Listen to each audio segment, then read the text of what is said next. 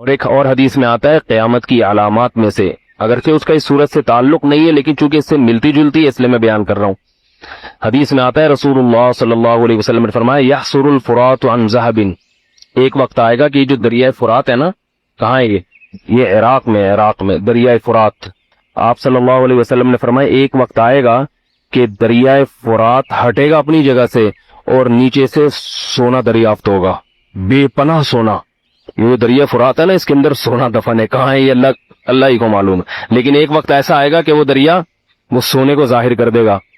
آپ صلی اللہ علیہ وسلم نے فرمایا لوگ اس سونے کو حاصل کرنے کے لیے جھپٹیں گے، ہر شخص چاہے گا مجھے مل جائے، اور اتنی قتل و غارت ہوگی کہ 100 آدمیوں میں سے 99 قتل ہو جائیں گے۔ کیا مطلب؟ 1,00,000 افراد ہوں گے تو 99,999 قتل، یعنی جتنے لوگ اس پہ لڑیں گے نا ہر شخص دوسرے کو مارے گا، اور کامیاب کون ہوگا؟ 100 میں 1، یہ ریشو ہوگا۔ تو آپ صلی اللہ علیہ وسلم نے فرمایا کہ تم میں سے کوئی اس وقت موجود ہو، یعنی جو بھی امتی اس وقت موجود ہوگا تو وہ اس سونے کو حاصل کرنے کی کوشش نہ کرے، یہ فتنہ ہوگا، اللہ کی طرف سے عذاب ہوگا۔ تو جو ہے نا وہ جتنا وہ اس طرح سے ظاہر ہوگا، تو آپ صلی اللہ علیہ وسلم نے امت کو حکم کیا دیا ہے کہ اس وقت صبر کرے۔ یہ معجزہ اور یہ نشانی ابھی ظاہر نہیں ہوئی ہے، نبی صلی اللہ علیہ وسلم نے بعض نشانی ایسی بتائی ہیں جو پوری ہو چکی ہیں۔ حدیث میں آتا ہے کہ ایک ایسی آگ ظاہر ہوگی کہ اس سے اہل حجاز کے جو اونٹ ہیں نا ان کی گردنیں روشن ہو جائیں گی۔ تو یہ 7ویں صدی ہجری میں یہ آگ لگ چکی ہے، عراق میں یا کوفہ میں کہیں لگ چکی ہے، جس سے اتنی بڑی آگ تھی وہ کہ سعودی عرب کے جو اونٹ ہیں نا وہ رات کے وقت وہ اندھیرے میں روشن ہو گئے تھے، اتنی دور تک اس کی روشنی پھیلی تھی۔ تو جمہور محدثین کا اس پر اتفاق ہے کہ یہ 7ویں صدی ہجری میں یہ نشانی پوری ہو چکی ہے۔ تو بعض نشانیاں جو نبی صلی اللہ علیہ وسلم نے بتائی ہیں وہ پوری ہو چکی ہیں، اور بعض نشانی ایسی ہیں جو پوری ہوں گی۔ ان میں سے ایک نشانی یہ بھی ہے کہ دریائے فرات اپنی جگہ سے ہٹے گا اور وہاں سے سونا ظاہر ہوگا۔ تو آپ میں سے کوئی اگر زندہ ہوا تو وہاں جانے کی کوشش نہ کرے، بولے بھائی جس کا ہے لے لو، ہم یہیں آرام سے اپنے ملک میں لوڈ شیڈنگ میں، غربت میں، مہنگائی میں خوش ہیں۔ ہمارے نبی نے ہمیں منع کر دیا ہے وہاں، جیسے دجال کے بارے میں آتا ہے نا کہ ایک طرف اس کے جنت کا باغ ہوگا ایسا خوبصورت، تو نبی نے کیا فرمایا؟ جو باغ ہے وہ اصل میں آگ ہے، اور جو آگ ہے وہ اصل میں باغ ہوگی۔ تو جو ظاہر پرست ہوں گے وہ تو باغ میں جائیں گے، دو حقیقت میں آگ میں چلے جائیں گے، اور جو نیک لوگ ہوں گے وہ نبی کی اس پیش گوئی پہ یقین کر کے آگ میں چھلاگ لگا دیں گے، اگرچہ نظر کیا آئے گا یہ جل رہا ہے مگر حقیقت میں وہ جنت کا باغ ہوگا۔ تو یہ اللہ کے نبی کی باتوں پر جس کو ایمان ہوگا وہ عمل کرے گا۔ قیامت قائم ہونے سے پہلے دجال بھی آئے گا، حضرت عیسیٰ علیہ السلام بھی آئیں گے، حضرت مہدی بھی آئیں گے، سورج ایک دفعہ مغرب سے نکلے گا، یاجوج ماجوج ظاہر ہوں گے۔ کچھ قیامت کی علامتیں تو ظاہر ہو چکی ہیں، حدیث میں آتا ہے عرض حجاز سے ایک آگ نکلے گی جو اونٹوں کی گردنوں کو روشن کر دے گی۔ یہ 7ویں صدی ہجری میں یہ آگ نکل چکی ہے، تقریباً محدثین کا اتفاق ہے 700 سال پہلے 7ویں صدی ہجری میں آگ نکلی تھی بہت بڑے پیمانے پر عرض حجاز میں، تو وہ تو ایک نشانی ہو چکی ہے۔ تو کچھ نشانیاں ہو چکی ہیں، زیادہ تر نشانیاں کیا ہیں باقی؟ ایک نشانی یہ تھی، حدیث میں آتا ہے کہ یہ جو عرب لوگ ہیں نا، جو اونٹوں کے چرواہے، بکریاں چرانے والے غریب غربا، یتقاولون فی البنیان، ایک دوسرے سے بڑھ چڑھ کے بلڈنگیں بنائیں گے۔ تو عرب میں جو اونٹ چرانے والے، جو ان میں جو کرپٹ لوگ ہوتے تھے وہ تو حاجیوں کو لوٹ کے گزارا کرتے تھے، پاؤں میں چپل نہیں ہوتی تھی، خفاتن عوراتن عالتن، حدیث میں آتے ہیں ننگے پاؤں ننگے سر لوگ، ننگے بدن لوگ، ایسا نوٹ چھاپیں گے، ایسا پیسہ آئے گا کہ بلڈنگوں پر بلڈنگ۔ تو یہ تو دبئی میں، آپ شارجہ میں دیکھ لو، اب سعودی عرب بھی بنا رہا ہے، ایک بڑا شہر آباد کر رہا ہے، اور برج خلیفہ اتنی بڑی بلڈنگ بنا دی کہ اس کو آدمی دیکھتا ہے تو ٹوپی سر سے گر جاتی ہے اس کی۔ تو یہ بھی قیامت کی علامت تھی جو پوری ہو چکی ہے۔ تو کچھ علامتیں تو پوری ہو چکی ہیں، لیکن بڑی بڑی بہت ساری علامتیں باقی ہیں، تو جن میں ایک بڑی علامت ہے، سب سے بڑی علامت دجال کا ظہور ہے، حضرت عیسیٰ کا آنا ہے، امام مہدی کا آنا ہے، یاجوج ماجوج کا نکلنا ہے، سورج کا مغرب سے نکلنا ہے۔ بات آ گئی ہے تو ایک دلچسپ بات کیا ہے، آپ نے قیامت کی پہلی علامت بتائی کہ باندی اپنے آقا کو جنے گی، یعنی لونڈی اور غلام سے جو بچہ پیدا ہوگا وہ ماں کا بیٹا کم اور ماں کا باپ بولو زیادہ، ماں کا مولا اور ماں کا آقا زیادہ ہوگا۔ غلام کی مثال نہیں دی، کیونکہ غلام مرد ہوتا ہے نا, اس پہ تصرف تھوڑا سا پھر بھی کم ہوتا ہے, یعنی وہ آپ کی ملکیت میں ہوتا ہے لیکن اس پہ کنٹرول کم ہوتا ہے کیونکہ آدمی ہے. جب عورت آپ کی ملکیت میں ہوتی ہے, لونڈی اس پہ, وہ تو کمزور ہے نا, اس پہ کیا ہوتا ہے آپ کا تصرف زیادہ. تو جو مکمل غلام اور باندی تھی وہ جب جنے گی جس نسل کو, تو ہونا تو یہ چاہیے تھا کہ جس نے جنا ہے اس کا مقام اونچا, لیکن جس کو جنے گی نا وہی اس پہ کیا کرے گا. یعنی ماں کا تو ایسا حق ہے نا, ماں کو تو ساری دنیا جانتی ہے نا کہ ماں نے کیسے گود میں پالا, کیسے جنا, اور لوگ ماں کے تانے دیتے ہیں نا. حضرت موسیٰ علیہ الصلوۃ والسلام نے جب حضرت ہارون کی داڑھی پکڑ کے کھینچی ہے نا, جب حضرت موسیٰ علیہ السلام کوہ طور پہ گئے تورات لینے, پیچھے بنی اسرائیل نے بچڑے کی عبادت شروع کر دی. ہارون علیہ السلام کو نگران بنا کے گئے تھے کہ ذرا ان کی حفاظت کرنا, بڑے نالائق لوگ ہیں, دائیں بائیں نہ ہو جائے. تو جب واپس آئے تو دیکھا کہ وہ کیا کر رہے ہیں, بچڑے کی عبادت. تو حضرت موسیٰ کو سب سے پہلے غصہ کس پر آیا؟ حضرت ہارون پر. اپنے بھائی کی داڑھی پکڑ کے کھینچی کہ ما منعک اذ رأیتہم ضلوا, یہ گمراہ ہو رہے تھے, آپ نے روکا کیوں نہیں؟ تو حضرت ہارون نے کیا کہا, باپ کا واسطہ نہیں دیا بلکہ ماں کا. لا یبن اماں, اے میری اماں کے بیٹے, اے میری ماں کے بیٹے, کیونکہ یہ رشتہ فوراً سمجھ میں آتا ہے, ماں کا واسطہ, کیونکہ محبت کی علامت ہے نا. ابا جو ہے نا وہ تربیت کے لیے اللہ نے بنائے, وہ محبت واپس زیادہ ابا سے امیدیں نہیں لگایا کریں. ابا کی ایک الگ ویلیو ہے, محبت بہت زیادہ کرتے ہیں ابا, لیکن وہ جتلاتے نہیں ہیں. وہ کہہ رہے ہیں تمیز سے, زیادہ لاڈ پیار دکھاؤ گے نا ابا, یہ ہو گیا تمیز سے بیٹھ وہاں جا کے آرام سے, ٹھیک ہے نا. جو بات ہے ادب تمیز, ماؤں کو زیادہ ادب تمیز نہیں, ماؤں کو لاڈ چاہیے ہوتے ہیں. تو اس لیے ابا محبت تو بہت کرتے ہیں لیکن وہ آسانی سے سمجھ میں نہیں آتی کیونکہ تعظیم اس پہ غالب ہوتی ہے. اماں کی محبت 2 منٹ میں سمجھ میں آ جاتی ہے. تو جب بھی واسطہ دیا جاتا ہے کس کا, اماں کا, تو حضرت ہارون بھی واسطہ کس کا دے رہے ہیں کہ بھائی ایک ہی ماں کے ہم دونوں اولاد ہیں, آپ اتنی سختی تو نہ کریں نا, ماں کا واسطہ دے رہا ہوں آپ کو, یبنا اماں, اے میری اماں کے بیٹے. تو ماں جو اتنا قریبی رشتہ ہے, جس کی محبت سب کو سمجھ میں آتی ہے, اس کو غلام بنا لینا تو یہ کھوپڑی میں آنے والی بات نہیں ہے.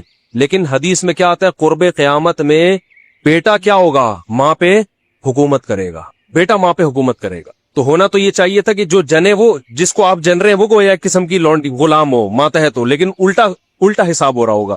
تو یہ بھی پتا چل رہا ہے کہ ادب مارکیٹ سے کیا ہونا شروع ہو جائے گا, شارٹ. مطلب حدیث کا یہی ہے کہ چھوٹے جو ہے نا وہ بڑوں کی جگہ ہو جائیں گے, اور بڑے, اور یہ خدا کی قسم آج اپنی آنکھوں سے میں دیکھ رہا ہوں, زیادہ تر لبرل لوگوں کے گھروں میں دیکھ رہا ہوں, دیندار گھروں میں کم. باپ اور ماں اپنے بچوں کو اسکولوں میں 15-20 ہزار روپے فیسیں دے کر بدتمیز بنا رہے ہیں باقاعدہ پیسوں کے ذریعے. یعنی اسکولوں میں پڑھا رہے ہیں, ماڈرن اسکول ہیں, اور بہت ہی ماڈرن قسم کے اسکول جن میں مذہب نہیں ہے, بچہ انگلش بہت اچھی بول لیتا ہے, اور ٹھیک ٹھاک فیسیں دے کے کیا کر رہے ہیں, اپنی نافرمانی پیسے دے کے سکھا رہے ہیں. آج بھی میرے پاس ایک کیس آیا, کسی کو نہیں پتا چلے گا کس کی بات ہو رہی ہے. ایک صاحب نے کہا میں نے اپنی بچی کو ایڈمیشن کروایا, میں 20 ہزار روپے فیسیں دے رہا ہوں, اور وہ چرس پی رہی ہے, وہ پتہ نہیں کتنے لڑکوں سے دوستیاں لگا رہی ہے. تعلیم کو فوکس کرنے کے چکر میں تہذیب کا بیڑا غرق کر, یعنی گویا کہ پیسے دے کے باقاعدہ کیا کیا جا رہا ہے, اپنے بچوں کو خراب کیا جا رہا ہے. تو جنا بھی خود, احسان بھی خود کیا, اور نکلا کیا رزلٹ, وہی آپ پہ کیا کر رہا ہے حکومت, وہ آپ کی ایک بات ماننے کے لیے تیار نہیں ہے. تو یہ وہ دور ہے جس سے ہم گزر رہے ہیں. تو اس میں بھی ادب کی تلقین کی گئی ہے. جب کچھ اس طرح کے لوگ آتے ہیں نا میرے پاس, کہ باپ بیٹا بیٹھا ہوا ہوتا ہے اور باپ اپنے بیٹے کی شکایتیں کر رہا ہوتا ہے بڑے دھیمے لہجے میں کہ بچے کو غصہ نہ آ جائے, اور بیٹا جواب دے رہا ہوتا ہے بڑی اونچی آواز میں. یہ میں نے بہت دیکھ لیا اپنی زندگی میں. اس سے مجھے فوراً وہ حدیث یاد آتی ہے کہ اس کو باپ ہونا چاہیے اور اس کو بیٹا. باپ کو یہ ڈر لگتا ہے کہ یار اب میری اولاد ہے, یار میں کوئی اونچی آواز سے وہ ایک دم میٹر نہ گھوم جائے. دیکھو یہ اولاد کے نالائق ہونے کی علامت ہے کہ آپ نے اپنے باپ کو یہ اتھارٹی نہیں دی ہے کہ وہ آپ کو ڈانٹ سکے. اگر آپ کا باپ آپ کو ڈانٹتے ہوئے گھبراتا ہے نا, خدا کی قسم یہ باپ کے خراب ہونے کی دلیل نہیں ہے, یہ اولاد کے خراب ہونے کی دلیل ہے. یہ اولاد کے خراب, وہ ڈر لگتا ہے اس کو کہ یار کچھ بول دوں تو ایسا نہ ہو ناراض ہو جائے. میں نہیں کہہ رہا اولاد پہ بیجا سختیاں کریں یا خام خامے ڈانٹ ڈپٹ کرتے رہے, اس سے تو ڈپریشن کے مریض بنتے ہیں. ماں باپ ظلم بھی کرتے ہیں. اس پہ میں انشاءاللہ بیان کروں گا کہ میرا ارادہ ہے, میں نے جو سینٹ میں بل پیش ہوا نا کہ ماں باپ کو اولاد پہ ہاتھ اٹھانے کی اجازت نہیں, شوہر کو بیوی کو ڈانٹنے کی اجازت نہیں, تو یہ بالکل خلاف ہے, لیکن اس کا ناجائز فائدہ بھی اٹھایا جاتا ہے. تو ماں باپ کو بلا وجہ اولاد پہ ہاتھ اٹھانا شرعن جائز. آج ایک صاحب بحث کرنے لگے کہ مجھے اجازت دی ہے شریعت نے کہ میں اپنے بچے کو تھپڑ مار سکتا ہوں. میں نے کہا آپ کو اجازت शरीयत ने नहीं दी है कि बिला वजह आप अपने बच्चे पे हाथ उठाएं, और खासतौर पे नाबालिग पे। नाबालिग के हुकूक इस्लाम में बहुत ज्यादा है। माँ को इजाजत नहीं अपना गुस्सा किसी और पर है निकाल किस पे रही है। मैंने माओ को देखा है, तबीयत खराब है, झुंझला रही है, बच्चे को पकड़ के तबीयत से कूट दिया उसको, वो बेचारा। पास बच्चे माँ की चंगेज खान जैसी माएँ होती हैं, वो बच्चे ठिठर ठिठर के उनकी जो ग्रोथ है ना वो ही रुक जाती है उनकी। इतना सख्ती का माहौल उन्होंने घर में देखा होता है। तो ये ना बाप के लिए जायज है और ना माँ के लिए। तो इसमें मैं उलमा के वाकयात भी सुनाऊंगा कि अपनी औलाद को मारने से पहले क्या उनके उसूल थे कि हम ज्यादती न कर बैठे। खलक़ मिनल माई बशरा, अल्लाह कहते तुम्हें अल्लाह की कुदरत समझ में नहीं आती।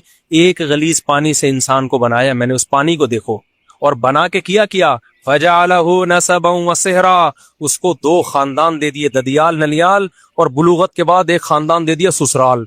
इतनी बड़ी इज्जत दे दी उसको, खानदानों में पैदा किया। उसकी खुशी पे ददियाल ननियाल भी खुश होता है, ससुराल भी खुश होता है। उसके रोने पे ददियाल ननियाल भी रोता है और ससुराल भी रोता है। एक पानी को इतनी इज्जत ऑटोमेटिकली अब बोलती बंद नहीं मिल सकती। लोग कहते हैं ना बोलो नहीं बोला करो, आप खुद ही बोल लिया करें ताकि मैं बोलो ना नहीं बोला करो, सेंटेंस मुकम्मल कर लिया करें। एक गलीज पानी था, कोई कह सकता था एक ऐसे प्रोसेस से इसको अभी गुजारा जाएगा, एक ऐसी मशीन में कि ये चौधरी और वडेरा बनेगा, ठीक है ना, ये साइंटिस्ट बनेगा और ये एक सियासतदान बनेगा, ये एक बड़ा आदमी बनेगा, ये मिलियंस बनेगा, बिलियनियर्स बनेगा, और फिर इसका खानदान होगा। इसको तंग करोगे, इसका बाप भी आएगा, माँ भी आएगी लड़ने के लिए, पूरा पीछे खानदान होगा, इसके रोने पे खानदान रोएगा। फिर इसका एक, अल्लाह ने तो एक ससुराल का जिक्र किया, मैंने इस आयत की कदर करते हुए मैंने कहा जब ससुराल इतनी बड़ी नेमत है तो 4 होने चाहिए। तो मेरे ऊपर ये आयत और ज्यादा फिट आ रही है। क्या ख्याल है भाई कि हुवल्लज़ी खलक़ मिनल माई बशरा, अल्लाह ने एक गलीज पानी से इंसान को पैदा किया और उसे नसब भी दिया, और 4 अदद नसब एक दिया, और ससुराल कितने दे दिए। इससे पता चलता है, इस आयत से पता चलता है कि खानदान एक बहुत बड़ी नेमत है, और नेमत जितनी ज्यादा हो उतना अच्छी होती है। पैसा नेमत है या नहीं है? तो कभी कोई कहता है ज्यादा पैसा एक्चुअली मैं खर्च कहाँ करूंगा, एक्चुअली मैनेज करना मुश्किल है। अबे ले आ, बाद में देखेंगे क्या मैनेज करना है उसको। तो औलाद भी नेमत है। यह बोली मैं यशाउ इनास, अल्लाह कहते हैं गिफ्ट करता हूँ बेटे बेटियां, आने दे, आने के बाद करना है कि करना क्या है इनका, आने में नहीं रोकना उनको कि गिफ्ट कम लेने हमने, गिफ्ट तो जितने ज्यादा आ जाएं उसके बाद फिर इनका करना क्या है। तो बच्चे पैदा होने से मत रोको, होने के बाद फिर प्लानिंग करो। मसला ये नहीं है बच्चे जो बिगड़ते हैं ना इसलिए नहीं कि ज्यादा है, इसलिए कि पैदा होने के बाद भी नहीं सोच रहे होते इनको बनाना क्या है हमने। वो तो एक भी बिगड़ जाएगा, फिर तुम्हारा बच्चा पैदा हुआ तुम क्यामत तक सोचते रहोगे करना क्या है इसको, तो चोर बन जाएगा, ऑटोमेटिकली डाकू बन जाएगा। तो जो बिगड़ना होगा तो एक भी बिगड़ेगा। अगर प्लानिंग करके पैदा करने में प्लानिंग नहीं करो, पैदा तो अल्लाह की तरफ से गिफ्ट है, जितना हो अच्छा है, लेकिन जो पैदा होते जाए उसी वक्त उनको इंसान का बच्चा बनाने की फिक्र बोलो करते चले जाओगे, बिगड़े नहीं है। ऐसा नहीं चरसी में बैठ रहा है, एक बच्चा भी चरसी में बैठेगा तो चरसी बनेगा, 18 बच्चे भी अगर भाई इंसानों में बैठेंगे तो क्या बनेंगे, इंसान के बच्चे बनेंगे। फैमिली प्लानिंग वालों ने तो बच्चे ही रोक दिए ना। तो नसबा व सेहरा, कुरान कहता है ससुराल वाला बनाया, तो ससुराल भी जितने ज्यादा हो उतने क्या है, और नेमत है ससुराल। आप किसी, ये तो हम मजाक करते रहते हैं, मजाक उड़ाते रहते हैं ससुराल का, दिल भी चाहता है लेकिन अब क्या करें, मजबूर है लेकिन वैसे कितनी इज्जत होती है जब आपका उनके घर रिश्ता ना हुआ हो, आप जाओ, कोई इज्जत देता है। जहां आपकी बात अभी शादी भी नहीं हुई, सिर्फ रिश्ता तय हो गया है, भाई दूल्हा भाई आए हैं, उनका समोसे का पूछो, ऐसा ना हो बुरा लग जाए। आपको पता है इधर इसको टेंशन दी, पार्सल किधर करेगा, ये बहन पे जाके पार्सल करेगा। ये ससुर को पता होता है दामाद को जरा सा टॉर्चर किया, मेरे सामने तो कुछ नहीं बोलेगा, ये पार्सल किधर करेगा, बेटी पे जाके गुस्सा निकालेगा। कैसी रिस्पेक्ट मिल रही होती है दामादों को। क्या ख्याल है भाई, बैठिए आप आइए, वरना कौन घुसने देता है यार। अजनबी लड़की होती तो इज्जतदार लोग थोड़ी घुसने दे, बेगैरत तो आते हैं, आजा भाई, लेट क्यों आया तू, कब से इंतजार कर रही है। बॉयफ्रेंड जो होगा ना तो उसमें तो अपा आजकल परेशान होते हैं जिनमें गैरत ही नहीं होती। तो कुरान क्या कह रहा है भाई, ये इस टॉपिक, ये कुरान कह रहा है ये ऑटोमेटिकली ये मुमकिन कि पानी को इतनी इज्जत मिल जाए, उसके दुनिया में आने से पहले उसके खानदानों का इंतजाम हो जाए, बुलूगत के बाद भी इंतजाम हो। ये अगर ऑटोमेटिकली हो रहा होता तो इस कायनात में इतनी ब्यूटी, इतना हुस्न नहीं होता इस कायनात। यही वजह है कि जो कुरान के मुनकिर हैं वो इस ब्यूटी से महरूम। उनके यहाँ ना ससुराल होता है ना ददियाल होता है, एक ननियाल में एक अदद अम्मा रह गई है बस खाली उनकी, और उससे वो जान छुड़ा नहीं सकते।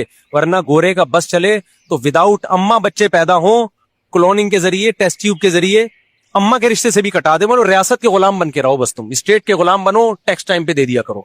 वो मजबूर है, अम्मा सिंगल मदर, سارا ان کا نہ ان کے یہاں سسرال ہوتے ہیں، نہ سالے ہوتے ہیں، نہ سالیاں ہوتی ہیں، نہ کزنیں، نہ سب سیٹ اپ آہستہ آہستہ کیا ہو گیا، ختم. کیوں؟ اللہ کی آیتوں کا انکار کیا. تو اللہ نے خاندانوں کی جو محبتیں تھیں وہ چھین کے اس کے بدلے میں ان کو کتے پکڑا دی اللہ نے کہ اب ان کتوں سے دل لگاؤ. فرانس میں بھی کتے پالے جاتے ہیں. میرا ویزا ریجیکٹ ہوا اس چکر میں یورپ کا. انہوں نے کہا ہمارا مذاق اڑاتا ہے. میں نے کہا مذاق نہیں اڑا رہا بھائی، آپ تو کتے پالتے ہیں، ماشاءاللہ کتنے اچھے لوگ ہیں آپ لوگ، کتے پالتے ہیں. ہمارے کتوں کا حال دیکھو. ابھی ایک واقعہ سناؤں کتے پہ، بڑا زبردست واقعہ ہے.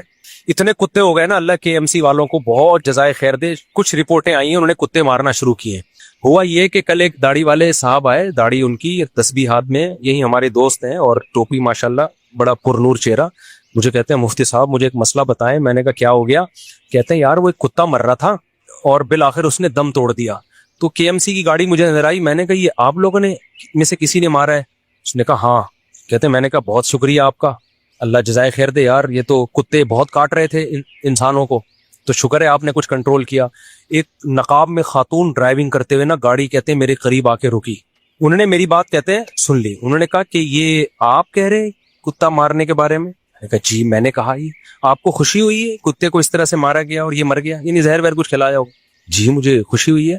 تو آپ نماز بھی پڑھتے ہیں؟ ابھی نماز پڑھنے جا رہے ہیں؟ جی نماز، دعا بھی مانگیں گے اللہ سے، ذکر اذکار بھی؟ جی. یعنی ایک طرف آپ کتے مار رہے ہیں، دوسری طرف نمازیں پڑھ رہے ہیں.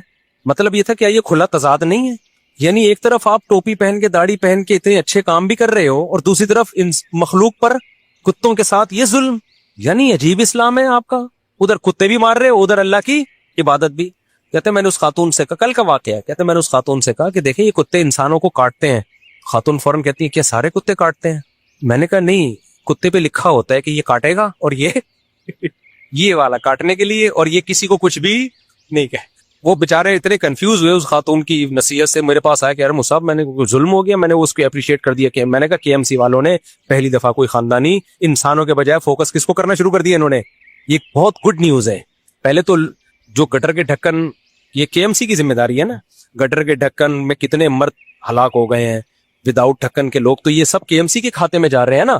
اور جو بجلی کے کھمبوں سے لوگ، بجلی کے کھمبے کراچی میں گلے ملتے ہیں آ کے، خود چپک چپک کے بندے مارتے ہیں بارشوں کے موسم میں، تو یہ بندے کون مار رہا ہے؟ تو کے ایم سی کے کھاتے میں جا رہے ہیں. اللہ کا کتنا فضل ہو گیا، اب انسانوں کو چھوڑ کر کے ایم سی نے کس کو فوکس کرنا شروع کر دیا؟ کتوں کو. گڈ نیوز ہے بھائی. اس سے زیادہ مجھے خوشی اس پہ ہوئی ہے. اتنے کتے یار، آپ کی سوچ ہوگی ساری جو اینیمل لورز اور این جی اوز ہیں وہ آ کے وہ رکاوٹ بنتی ہیں. خیر بات کو جلدی سے سمیٹیں، نماز کا ٹائم ہونے والا ہے. تو اللہ میاں نے اس نظریے پہ بھی قرآن میں بہت رد کیا کہ اس کائنات میں نیچر میں جو بیوٹی ہے آٹومیٹیکلی نہیں ہے. دوسرا نظریہ شرک کا، جو اللہ کو مانتے ہیں وہ اللہ کے علاوہ بھی بہت سو کو مانتے ہیں. ہندو دیکھو نا کتنے کتنے بھگوان ان کے.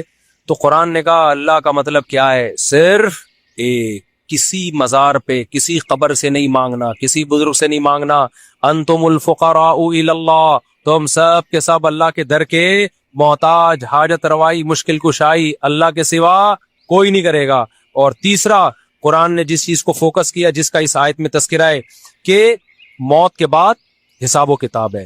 تو یہ جو آیت میں نے پڑھی ہے نا، ہوا یہ تھا تینوں پہ مذاق اڑتا تھا نبی صلی اللہ علیہ وسلم کا، لیکن سب سے زیادہ مذاق پتہ ہے کس عقیدے پہ اڑایا جاتا تھا؟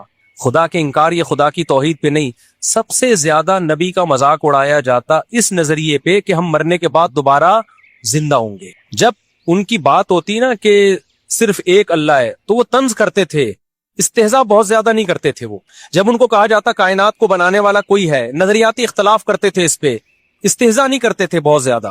لیکن جب یہ کہا جاتا موت کے بعد زندگی ہے، اس پہ بہت مذاق اڑایا ہے مشرکین نے. سورہ یاسین ہے نا، قرآن کہتا ہے مشرک بوسیدہ ہڈی لے کر آیا قبر کی پرانی، کہنے لگا میں یحیی العظام وہی رمیم، بھائی یہ ہڈی سڑ گئی، کیڑے کھا گئے، یہ زندہ ہوگی.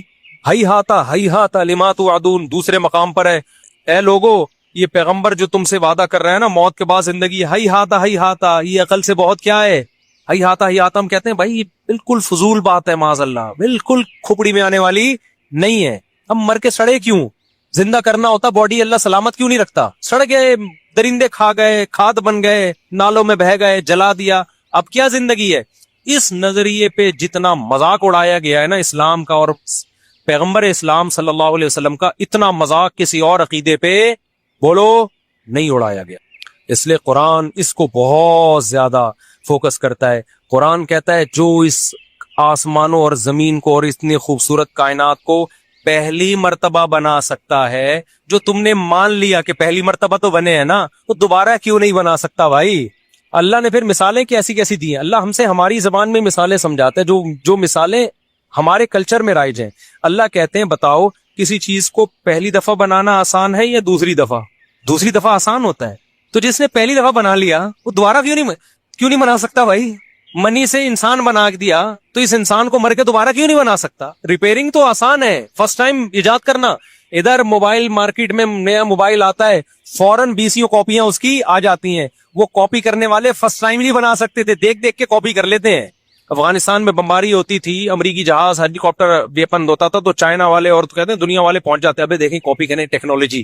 فرسٹ ٹائم بنانا مشکل ہے، ٹیکنالوجی کو کاپی کرنا کیا ہے؟ آسان. اللہ کہتے ہیں جب یہ کچھ بھی نہیں تھا میں نے سب بنا دیا، تو تمہیں دوبارہ بنانا کیا مشکل ہے؟ اس میں کیوں مذاق اڑا رہے ہو؟ تو پھر وہ اسی مذاق میں نا نبی سے آ کے کہا کرتے تھے اچھا کب ہوگا یہ؟ ٹائم تو بتائیں، یہ دوبارہ زندگی ہمیں کب ملے گی؟ قیامت کب آئے گی؟ وہ عذاب کب ہوگا؟ تو اس کو قرآن نے جزو قرآن بنا دیا ان آیتوں کو. سال سائل بعذاب واقع. اے نبی آپ سے ایک پوچھنے والا آ کے پوچھتا ہے مذاق اڑانے کی نیت سے، وہ عذاب کب واقع ہوگا جو واقع آپ کے خیال میں واقع ہونے والا ہے؟ بتا دینا، ٹائم بتا دینا. جیسے ایسے ہی ہے جیسے کوئی ہمیں دھمکی دے رہا ہوں میں پولیس لے آؤں گا، کہتے ہیں لے آنا، ٹھیک ہے نا، بتا دے یار کب آئے گی. تو مذاق اڑانا شروع کر دیا. اللہ نے قرآن میں جگہ جگہ کہا ہے کہ میں نے اس کا علم کہ کب آئے گی کسی مقرب پیغمبر یا فرشتے کو بھی اس کا علم نہیں دیا. یہ دماغ سے نکال دو کہ میں یہ بتاؤں گا کب آئے گی، اس میں حکمتیں ہیں. ٹائم نہیں بتایا اللہ نے. قل لا یجلیھا لوقتھا الا ہو. اے نبی ان سے کہہ دیجئے اس کو اس کے وقت پہ وہی ظاہر کرے گا، مجھے اس کے بارے میں علم نہیں ہے. میں پیغمبر ہوں، پیغمبر کا کام، میسنجر کا کام جو میسج ملے اس کو آگے ڈیلیور کرنا ہے. مجھے جو میسج ملا ہے وہ یہ ملا ہے کہ یہ بات ڈیلیور کر دوں کہ تمہارا حساب و کتاب ہوگا، کس دن ہوگا یہ مجھے خود بھی نہیں پتا. ایک موقف تھا، اگر محمد صلی اللہ علیہ وسلم معاذ اللہ نقل گور جھوٹے نبی ہوتے اور دنیا کی لالچ اور چاہت میں نبوت کا اعلان کیا ہوتا تو آپ کہہ دیتے 100 سال بعد آئے گی. کیا خیال ہے 200 سال بعد آئے گی؟ 200 سال بعد کون جا کے دیکھتا بھائی؟ نبی کو معاذ اللہ نقل کفر، جو عزت حاصل کرنی تھی، جو دولت، وہ تو مل جاتی نا بھائی. دنیا میں جو نفس پرست لوگ ہوتے ہیں وہ کہتے ہیں یار ابھی تو لوٹو، ہمارے مرنے کے بعد جو مرضی ہوتا رہے. لیکن تمام پیغمبروں کا موقف اس میں ایک ہی تھا، مضبوط موقف. ہمیں معلوم نہیں، ہمیں نہیں پتا، کیونکہ ہم عالم الغیب نہیں ہیں. قرآن نے یہ بھی کہا، یہ سوال بھی بہت دہراتے تھے کب آئے گی کب آئے گی، ٹائم بتائیں ٹائم بتائیں. قرآن ہر دفعہ ایک ہی بات کو ریپیٹ کرتا ہے لیکن مختلف انداز سے. تو قرآن نے ایک جگہ یہ بھی کہہ دیا سورہ اعراف میں یا سورہ انعام میں کہ اے نبی آپ ان سے کہہ دیجئے قل لا اعلم الغیب، مجھے غیب کا علم نہیں ہے، مجھے غیب کا علم نہیں ہے، مجھے نہیں پتا کب آئے گی. بھائی یہ تو جس سے جو دے گا وہ بتائے گا تو پتا چلے گا، وہ نہیں بتا رہا ہے. یہ فرشتے کو بھی علم نہیں. بخاری مسلم کی حدیث ہے، جبریل علیہ السلام نبی کے پاس آئے انسانی شکل میں اور نبی سے آگے پوچھا کہ ایمان کیا ہے، اسلام کیا ہے. آپ نے بتایا ایمان ایک خدا پہ ایمان لانا، موت کے بعد زندگی، فرشتوں پہ ایمان. جبریل نے پوچھا کہ اسلام کیا ہے، آپ نے فرمایا اسلام ہے 5 نمازیں قائم کرنا، زکوٰۃ ادا کرنا، رمضان کے روزے رکھنا اور حج بیت اللہ کرنا. آپ نے فرمایا جبریل نے احسان کیا ہے، یعنی ہر عمل میں ایکسیلنسی کسے کہتے ہیں؟ آپ نے فرمایا ان تعبد اللہ کأنک تراہ، اللہ کی ایسے عبادت کرو جیسے کہ تم اس کو دیکھ رہے ہو، یعنی تم اللہ سے تمہارا تعلق مضبوط ہو. ظاہر ہے تعلق مضبوط ہوتا ہے تو عبادت میں ایکسیلنسی پیدا ہوتی ہے کہ نہیں ہوتی. پھر جبریل نے پوچھا اچھا بتائے قیامت کب آئے گی؟ آپ نے کیا جواب دیا؟ مل مسئول عنہا بعلم من السائل، ہر سوال کا جواب میرے پاس نہیں ہے. فرمایا جس سے پوچھا جا رہا ہے اس کو پوچھنے والے سے زیادہ معلومات نہیں ہے. یعنی نبی نے بتا دیا مجھے پتا ہے کہ تمہیں بھی نہیں پتا ہے کہ کب آئے گی، مجھے بھی نہیں پتا ہے اور تمہیں بھی نہیں پتا ہے. پھر جبریل نے کہا کہ یا رسول اللہ علامتیں بتائیں قیامت کی، یہ تو نہیں پتا کب آئے گی، کچھ علامتیں تو ہوں گی، آپ نے علامتیں بتائی ہیں. ہمارے نبی نے قیامت کی علامتیں بتائی ہیں، قیامت کا ٹائم نہیں بتایا. اس میں ایک بڑی علامت کیا بتائی؟ ان تلد الامۃ ربتہا، باندی اپنے آقا کو جنے گی. کیا مطلب؟ ہونا یہ چاہیے جو پیدا ہوا ہے وہ جس نے پیدا کیا اس کو اپنی ماں یا اپنا باپ سمجھے، لیکن پیدا ہونے کے بعد آپ اپنا باپ پیدا کرو گے، جو کہ آج کل کیا ہو رہا ہے؟ آج کل اولادیں ماں باپ سے ڈرتی ہیں، جوان اولادیں ماں باپ سے ڈرتی ہیں، ماں باپ جوان اولادوں سے ڈرتے ہیں. بولو نا، ماں باپ ڈرتے ہیں کس سے؟ بہویں ساسوں سے ڈرتی ہیں یا ساسیں بہوؤں سے ڈرتی ہیں؟ ساسیں بہوؤں سے ڈرتی ہیں آج کل. بہو آئی ہے بیچ کے نہ کھا جائے ہمیں. ونس اپون اے ٹائم بہوؤں پہ ظلم بہت زیادہ ہوا, اب بھی ہوتا ہے, لیکن اب ساس کو بھی لفٹ کرانا, جو مدر ان لا ہے قرآن کے مطابق, اس کو لفٹ کرانا. انڈیپینڈنٹ انڈیویجول میں لائف گزارتی ہیں. میرے ہسبینڈ نے یہ ہے, میں ان کی وائف ہوں, آپ کون ہیں؟ آپ ان کی مدر ہوں گی نا, لائف کو انجوائے کریں اپنے ہسبینڈ کے ساتھ. وہ کہہ رہی بیٹا پانی پلا دو, بیٹا آج کچھ اچھی سی کھچڑی پکا کے کھلا دو, تو فوراً ایک بیان چلا دیں گی بہو پہ ساس کی خدمت واجب نہیں, اور ساس سسر کا اسلام میں کوئی رشتہ نہیں ہے. اس کا مطلب یہ جو قرآن نے کہا ہے کہ اس نے پانی سے انسان کو پیدا کر کے نسب والا سسرال والا بنایا, تو یہ سسرال والا اللہ نے ایویں ہی ذکر کر دیا. تو سسرال والے میں تو سب سے پہلے ساس سسر ہی آئیں گے نا, شوہر کے ماں باپ بھی تو آئیں گے. یہ تو اللہ میاں نے ایسے ہی کہہ دیا. اور نئے نئے اسکالر مارکیٹ میں آ رہے ہیں, کچھ بھی پھینکتے چلے جاؤ بھیکتے چلے جاؤ. میں مانتا ہوں بہوؤں پہ بڑا ظلم ہوتا ہے, وہ حرام ہے, ناجائز ہے جو آج کل ظلم چل رہا ہے مارکیٹ میں, لیکن یہ بھی نہیں ہے کہ بہو اور ساس کا کوئی رشتہ ہی نہیں ہے. بھائی رشتہ ہے, اور ایک محترم رشتہ اللہ نے بنا دیا. تو خیر کہاں سے بات, جلدی ٹائم بہت کم رہ گیا, جلدی کدھر چھوڑا ہے میں نے پانی.